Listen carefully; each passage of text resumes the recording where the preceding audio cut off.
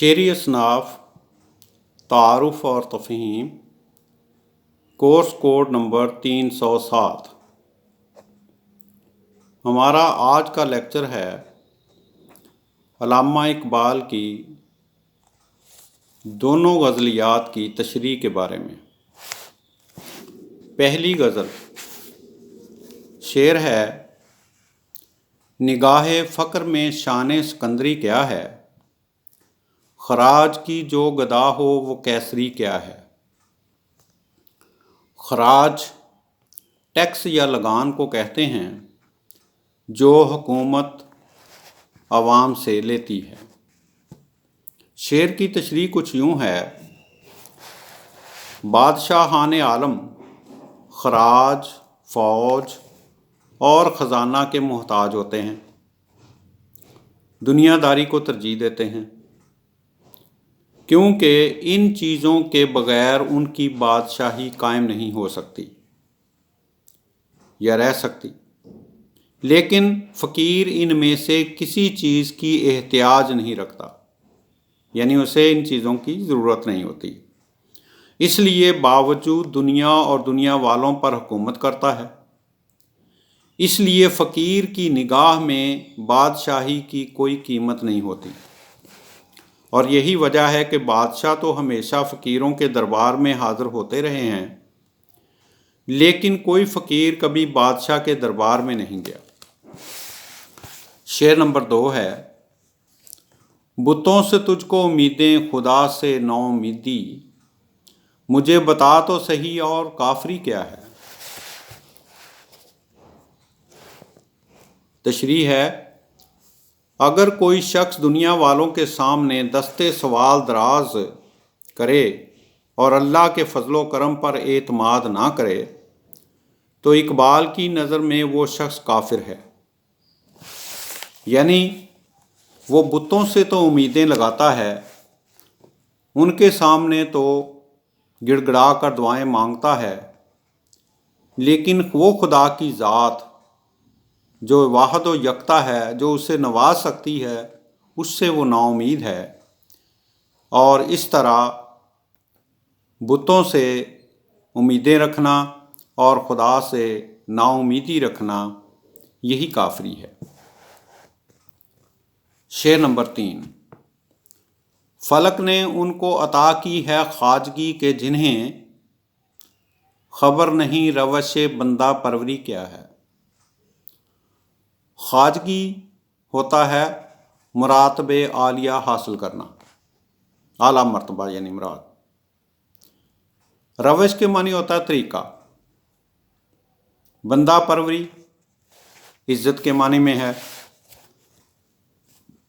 شعر کی تشریح ہے: اقبال نے شعر میں بادشاہوں کے طرز عمل پر تنقید کی ہے کہ یہ لوگ عموماً نااہلوں کو مراتب عالیہ عطا کرتے ہیں،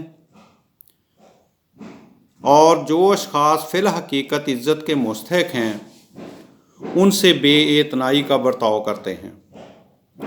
اس کی وجہ یہ ہے کہ صاحب کمال خوشامد کے فن سے ناآشنا ہوتا ہے، اس لیے عزت و جاہ سے محروم رہتا ہے۔ شعر نمبر 4: فقط نگاہ سے ہوتا ہے فیصلہ دل کا، نہ ہو نگاہ میں شوخی تو دلبری کیا ہے۔ دلبری کا مطلب ہوتا ہے دل پر حکومت کرنا۔ شعر کی تشریح کچھ یوں ہے: اگر کوئی شخص دوسرے کے دلوں پر حکومت کرنا چاہتا ہے تو اسے لازم ہے کہ اپنی نگاہ میں شوخی یا دلبری کی شان پیدا کرے، کیونکہ دل کا فیصلہ عموماً نگاہ سے ہوتا ہے۔ مطلب یہ ہے کہ جب تک کسی کی شخصیت میں دلکشی نہ ہو، لوگ اس کے گرویدہ نہیں ہوتے، یعنی اس کو چاہنے والے نہیں بنتے۔ شعر نمبر 5 ہے: اسی خطا سے عتاب ملوک ہے مجھ پر کہ جانتا ہوں موال سکندری کیا ہے۔ اتاب ملوک، ملوک ملک کی جمع یعنی سلاطین، بادشاہ۔ موال کے معنی ہوتا ہے انجام۔ شعر کی تشریح ہے: چونکہ میں بادشاہوں کے سامنے برملا اس حقیقت کا اظہار کر دیتا ہوں کہ دنیا اقتدار عارضی اور فانی شے ہے، اس پر گھمنڈ کرنا درست نہیں ہے، اس لیے یہ طبقہ مجھ سے ناراض رہتا ہے، کیونکہ میں یہ بھی جانتا ہوں کہ یہ سکندری 4 دن کی ہے اور اس کا انجام آخر کار فانی ہے، یہاں کچھ بھی نہیں رہنا، لیکن یہ ہے کہ دنیا میری ان باتوں سے خوش نہیں ہے۔ شعر نمبر 6: کسے نہیں ہے تمنا سروری، لیکن خودی کی موت ہو جس میں وہ سروری کیا ہے۔ تشریح کچھ یوں ہے: دنیا میں ہر شخص سروری کا آرزو مند ہے، یعنی حکومت کرنے کا، اعلیٰ مراتب لینے کا، یعنی حصول اقتدار ہر شخص کی فطرت میں داخل ہے۔ ہر شخص دوسروں پر حکومت کرنے کا خواہش مند ہے، لیکن اس حقیقت کو کبھی فراموش نہیں کرنا چاہیے کہ اگر قوم فروشی یا ضمیر فروشی کر کے سروری حاصل ہو، یعنی اقتدار حاصل ہو، تو وہ انسان کے لیے عزت نہیں بلکہ ذلت کی بات ہے۔ چنانچہ مسلمانوں کی ملی تاریخ میں میر جعفر اور میر صادق کے معنی ہی غدار اور قوم فروش کے ہو گئے ہیں۔ ان لوگوں نے چند روزہ دنیاوی عزت کے لیے ابدی لعنت خرید لی۔ 7واں شعر ہے: خوش آ گئی ہے جہاں کو قلندری میری، وگرنہ شعر میرا کیا ہے، شاعری کیا ہے۔ کہتے ہیں کہ لوگوں کو میرا کلام اس لیے پسند ہے کہ میں قلندرانہ زندگی بسر کرتا ہوں اور اپنی قوم کو اللہ اور اس کے رسول صلی اللہ علیہ وسلم کا پیغام سناتا ہوں، ورنہ مجھ سے بدرجہ بہتر شاعر اور سخن گو دنیا میں موجود ہیں۔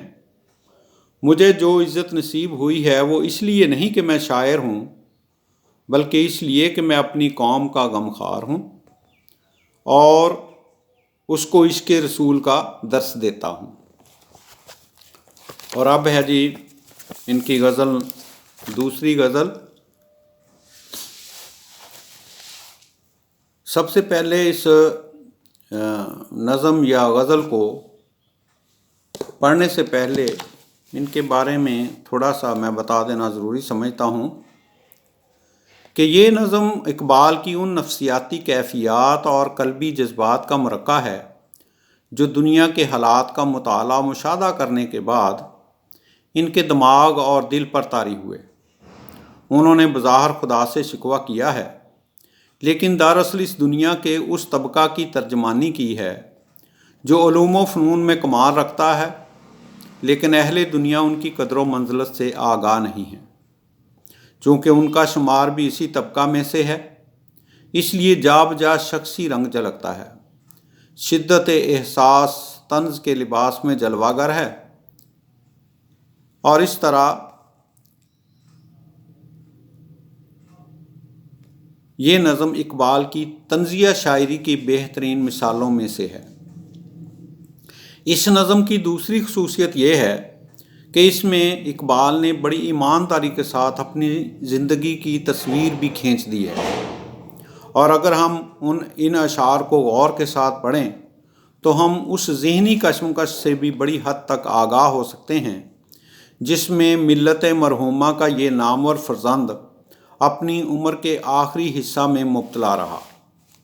جس ذہنی کشمکش کی طرف اقبال نے اس نظم میں اشارہ کیا ہے وہ اس دنیا میں ہر اس بڑے آدمی کے حصہ میں آئی ہے جس نے بگڑی ہوئی انسانیت کو راہ راست پر لانے کی کوشش کی ہے، اور اس کوشش کا نتیجہ اکثر اوقات یہی نکلتا ہے کہ اپنے اور بیگانے دونوں اس سے خفا ہو جاتے ہیں، یہ ہے کہ اس دنیا کے لوگوں کی پرورش ہی کچھ ایسی ہے کہ سچی بات انہیں کڑوی اور ناگوار معلوم ہوتی ہے۔ اس لیے سچ بولنے والا دنیا والوں کی نگاہ میں کسی عزت یا توقیر کا مستحق نہیں سمجھا جاتا۔ اس کے خلاف شیطانی راستہ کی طرف بلانے والے کو لوگ عموماً سر آنکھوں پر بٹھاتے ہیں اور اس کے قدموں پر اپنی عقیدت کے بہترین پھول نچھاور کرتے ہیں۔ دنیا والوں کی اس ذہنیت سے متاثر و مغلوب ہو کر جرمنی کے مشہور فلسفی کانٹ نے یہ فقرہ کہا تھا کہ سچ بہت اچھی چیز ہے، مگر یہ ضروری نہیں کہ ہر سچی بات کا اظہار اور اعلان بھی کیا جائے۔ بے شک یہ فقرہ اس کی اخلاقی کمزوری پر دال ہے، لیکن اس کا باعث یہی ہے کہ وہ دنیا والوں کی روش سے بخوبی آگاہ ہو چکا تھا کہ سچ بولنا بھی بعض اوقات فتنہ کا موجب ہو جاتا ہے۔ اور میرا خیال ہے کہ خاقانی نے بھی اہل دنیا کی اسی باطل پرستانہ ذہنیت کا مشاہدہ کرنے کے بعد یہ کہا تھا، اس دنیا کے لوگوں کی روش اس طرح کی ہے کہ یہاں عموماً نیکی کی کوئی قدر و منزلت نہیں ہوتی۔ ہاں، شیطانی باتوں کو بہت آسانی کے ساتھ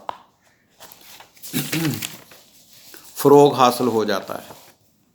شاعر بارگاہ یزدی میں عرض کرتا ہے، پہلا شعر ہے اس غزل کا، یا رب یہ جہان گزراں خوب ہے لیکن کیوں خوار ہیں مردان صفا کیش و ہنرمند۔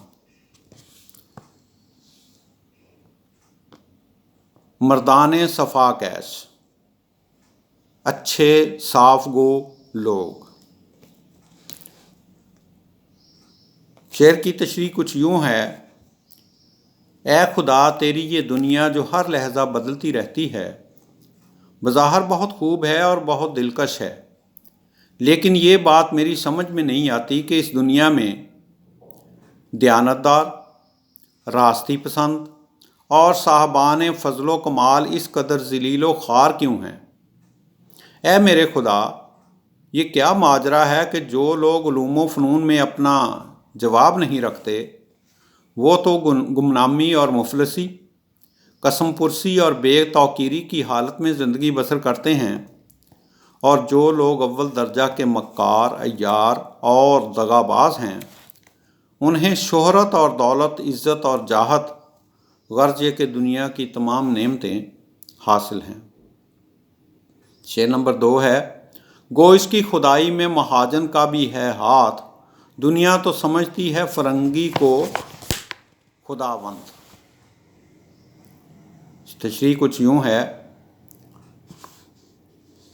مہاجن ہوتا ہے کاروباری یعنی امیر لوگ، فرنگی انگریز کو کہا گیا ہے۔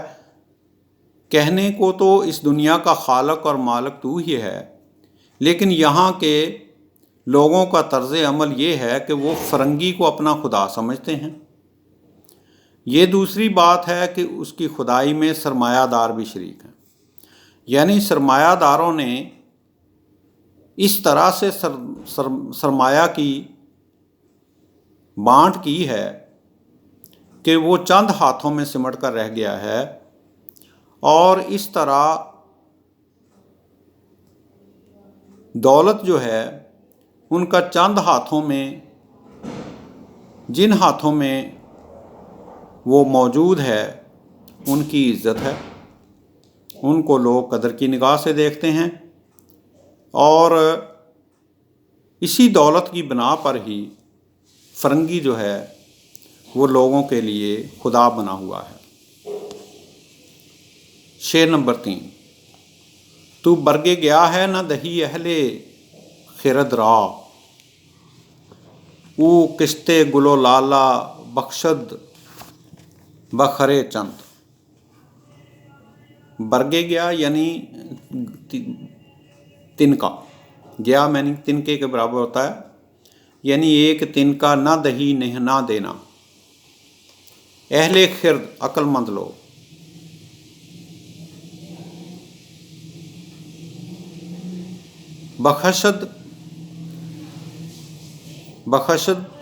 بخشد یعنی بخشنا، دینا. خرے جو ہیں یہ بیوقوف لوگ کو کہتے ہیں. تو یہاں پر علامہ اقبال کہنا یہ چاہتے ہیں کہ اے خدا، جو عقل مند لوگ ہیں، جن کو عقل ملی ہوئی ہے، جن کو سمجھ ملی ہوئی ہے، ان لوگوں کو تو کچھ بھی نہیں دیا گیا، یعنی وہ تہی دست ہیں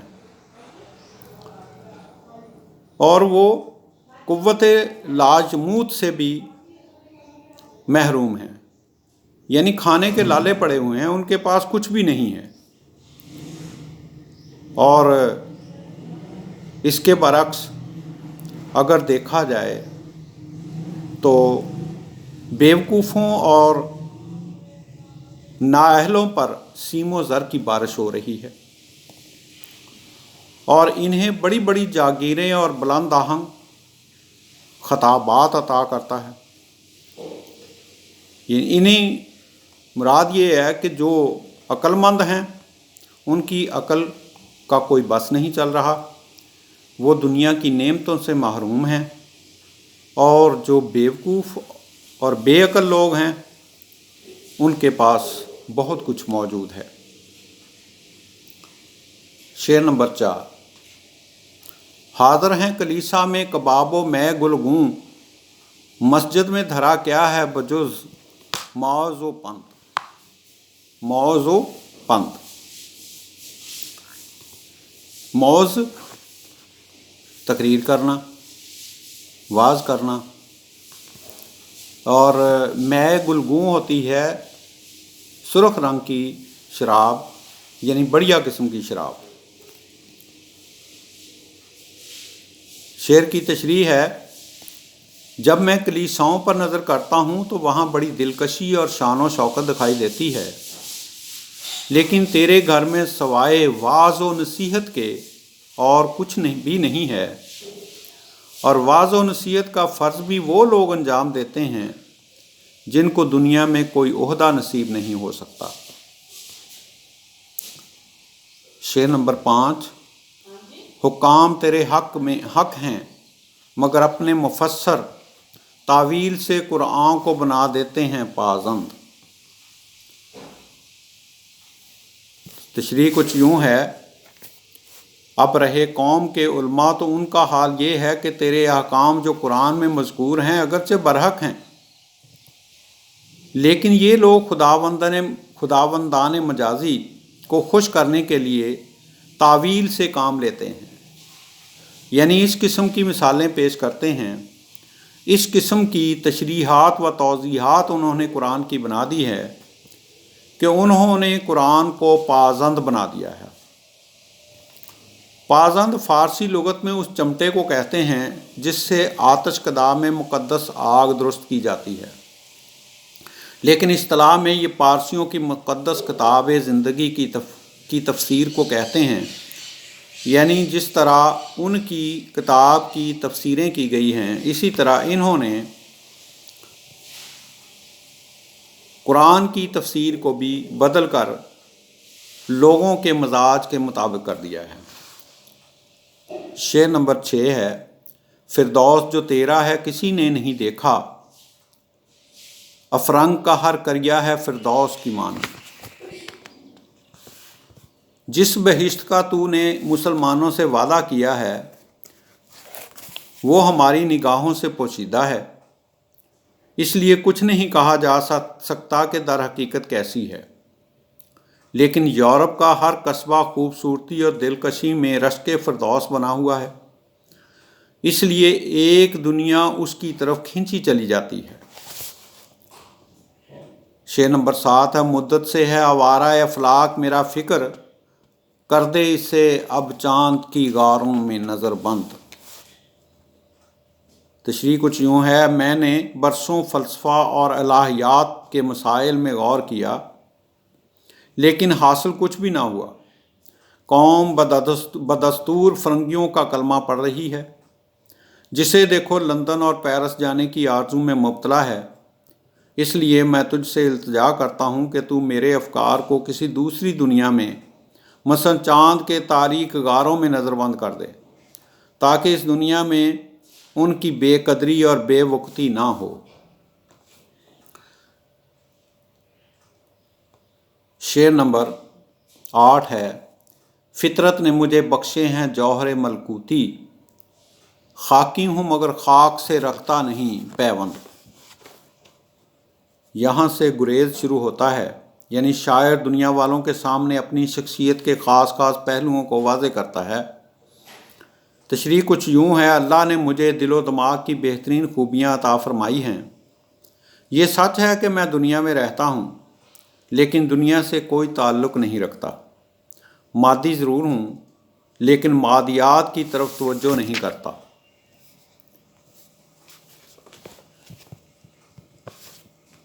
شعر نمبر 9 ہے، درویش خدا مست نہ شرقی ہے نہ غربی، گھر میرا نہ دلی نہ صفاہاں نہ سمرقند۔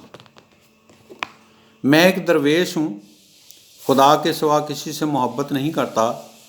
میری نگاہ میں نہ یورپین ہونا باعث فخر ہے نہ ایشیائی ہونا باعث عزت ہے۔ نہ میں ہندی ہوں نہ ایرانی نہ ترک ہوں نہ خراسانی بلکہ مسلم ہوں۔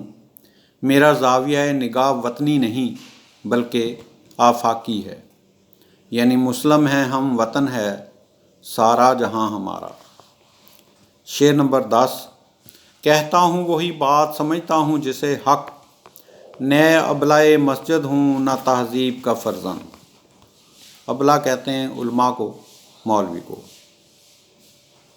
تشریح ہے، دنیا والے چاہے مجھ سے خوش ہوں یا نہ خوش، مجھے اس کی پرواہ نہیں۔ میں تو وہی بات کہتا ہوں جسے حق سمجھتا ہوں، نہ طبقہ علماء سے تعلق رکھتا ہوں اور نہ زمرہ دانشوران مغرب سے کوئی علاقہ ہے، یعنی تعلق ہے۔ شعر نمبر 11 ہے، اپنے بھی خفا مجھ سے ہیں بیگانے بھی ناخوش، میں زہر ہلاہل کو کبھی کہہ نہ سکا کند۔ کند میٹھی چیز کو کہتے ہیں اور شیریں چیز کو۔ یہاں شعر کی تشریح کچھ یوں ہے، چونکہ میں جھوٹ کو سچ اور سچ کو جھوٹ نہیں کہہ سکتا، اس لیے میری قوم بھی مجھ سے ناراض ہے اور غیر اقوام بھی ناخوش ہیں، اس لیے کہ میں جو زہر ہلاہل ہے، زہر ہلاہل ایسا زہر ہوتا ہے جس کو پینے سے انسان زندہ نہ بچ سکے، اور اس کو میں میٹھی چیز کہہ کر کسی کو دے دوں تو یہ مجھے گوارا نہیں ہے۔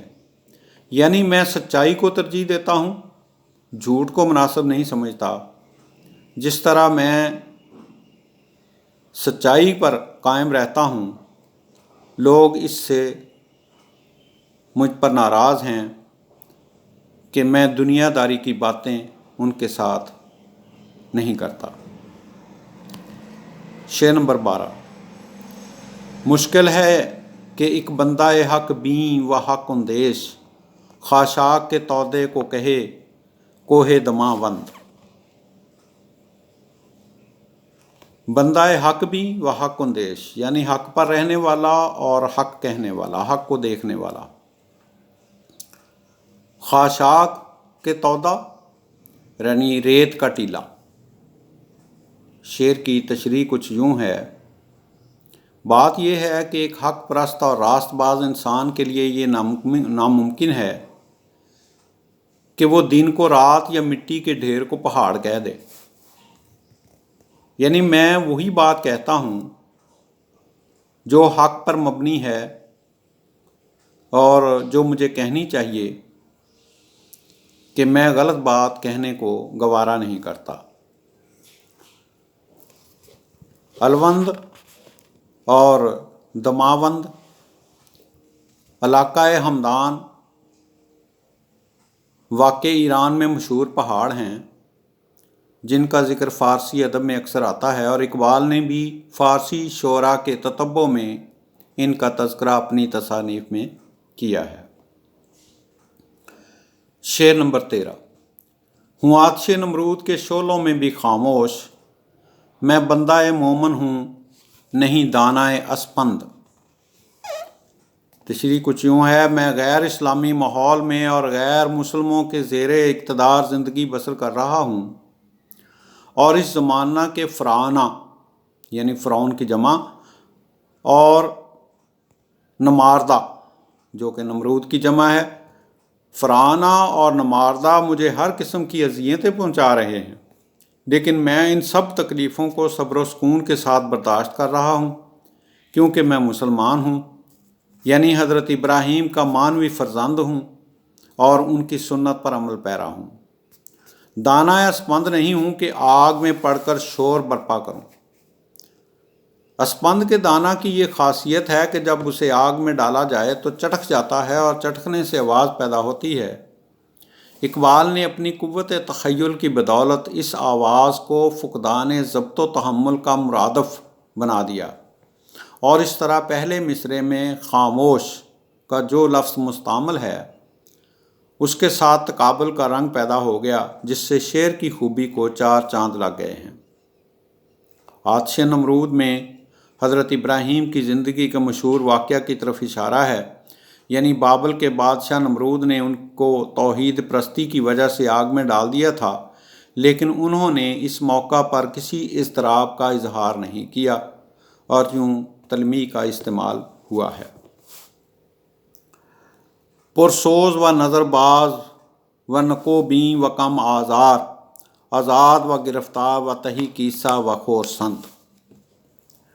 نکوبین جو ہے یہ اچھائی پر نظر رکھنے والے کو کہتے ہیں۔ پرسوز یعنی جو دل میں درد رکھتا ہے، نظر باز نظر ڈالنے والا، کم آزار کم تکلیف دینے والا، تہی کیسا یعنی جس کی جیب جو ہے وہ خالی ہو، خورسند میں نہیں خوش شاداں۔ یہاں وہ کہتے ہیں کہ علامہ اقبال کہتے ہیں کہ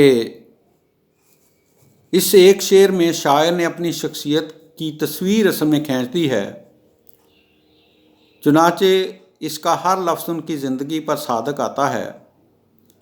انہوں نے اپنے متعلق جو کچھ لکھا ہے وہ حرف بحرف صحیح ہے۔ وہ کہتے ہیں کہ میں درد دل رکھنے والا اور نظر ڈالنے والا، گہری نظر رکھنے والا اور اچھائی پر نظر رکھنے والا ہوں، اور کسی کو تکلیف نہیں دیتا اور نہ کسی کو تکلیف دیتا ہوں اور نہ کسی کی تکلیف کو برداشت کرتا ہوں۔ میں دنیا داری میں آزاد بھی ہوں اور گرفتار بھی ہوں، اگرچہ میری جیب خالی ہے، لیکن اس کے باوجود بھی میں اللہ پر بھروسہ رکھتا ہوں اور ہر حال میں خوش رہنے کی کوشش کرتا ہوں۔ شعر نمبر 15۔ ہر حال میں میرا دل بے قید ہے خرم، کیا چھینے کا غنچے سے کوئی ذوق شکر خند۔ شعر کی تشریح کچھ یوں ہے، اس منزل پر پہنچ کر شاعر کو یہ احساس ہوتا ہے کہ بارگاہ عزتی میں یہ طرز گفتگو شعر نمبر 15 کی تشریح کچھ یوں ہے کہ میں ہر حال میں خوش رہتا ہوں، جس طرح گفتگی غنچہ کی فطرت ہے اور اسے کوئی بدل نہیں سکتا، اسی طرح خوش و خرم رہنا میری فطرت میں داخل ہے۔ میرے بدخواہ لاکھ کوشش کریں اس نعمت سے مجھ کو محروم نہیں کر سکتے، یعنی جس طرح غنچے سے اس کی شگفتگی کو کوئی نہیں چھین سکتا، اسی طرح سے مجھے اللہ تعالیٰ نے جو خوش رہنے کی فطرت عطا کی ہے وہ کوئی بدل نہیں سکتا۔ چپ رہ نہ سکا حضرت یزدان میں بھی اقبال، کرتا کو اس بندہ گستاخ کا منہ بند۔ اپنے آخری شعر میں شاعر کو یہ احساس ہوتا ہے کہ بارگاہ عزتی میں یہ طرز گفتگو اور یہ طویل کلام دونوں حد ادب سے خارج ہیں، اس لیے وہ اپنی گستاخی پر نادم ہو کر خود ہی اپنے آپ کو سرزنش کرتا ہے اور کہتا ہے کہ اقبال خاموش، تجھے احساس نہیں کہ تو کس کی بارگاہ میں حاضر ہے، بس زبان بند کر۔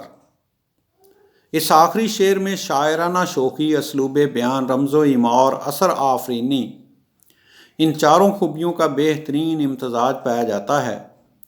اس سے بڑھ کر اور کیا شوخی ہو سکتی ہے کہ سب کچھ کہہ چکنے کے بعد شاعر اپنے آپ کو خاموش رہنے کی تلقین کر رہا ہے کہ تجھے یہ گستاخیاں جو ہیں ایک بندہ ہو کر زیب نہیں دیتی۔ یہ تھی دونوں غزلیات کی تشریح۔